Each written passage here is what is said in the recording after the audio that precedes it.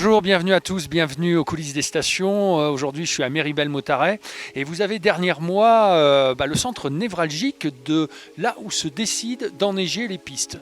Vous avez à peu près 200 enneigeurs et canons à neige répartis sur la station de Méribel-Mottaret et la captation de l'eau se fait depuis la petite rivière de Ron derrière et vous avez des pompes qui vont alimenter un réservoir d'eau qui est en haut du télésiège des Combes et de là, s'il y a une nécessité pour enneiger les pistes, on va pouvoir utiliser les canons à neige.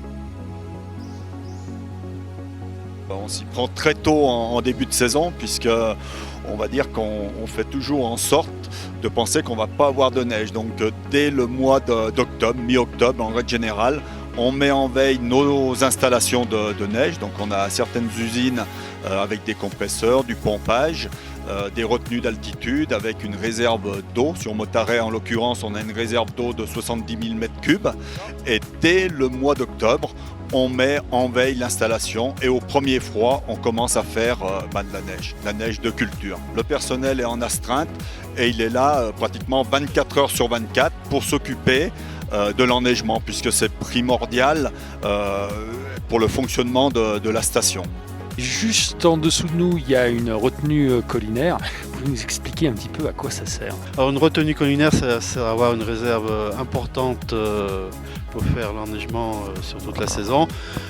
C'est plus avoir une capacité importante pour pouvoir enneiger le plus possible dans un temps restreint. Avant d'avoir cette retenue collinaire, on avait 250 m3 de disponible à l'heure. Maintenant, c'est plus de 1000 m3 à l'heure. On alimente environ 280 canons sur Mottaret. L'eau est pompée dans le ruisseau du Doran à l'endroit de Mottaret et puis est amenée ici.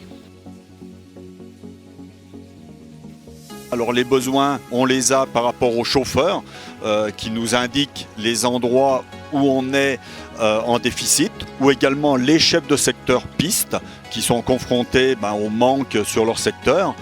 Et donc par rapport à ces demandes, on ajuste la production de neige. Comme vous avez pu le constater, gérer la neige, c'est aussi gérer les ressources naturelles et tout ceci se fait dans le respect absolu de l'environnement. Ce n'est pas de la consommation d'eau, c'est tout d'abord un prélèvement et ensuite une restitution dans son milieu naturel.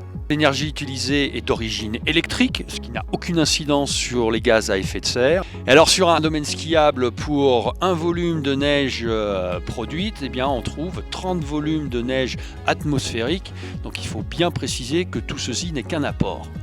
Et vous pouvez le constater, aujourd'hui il neige.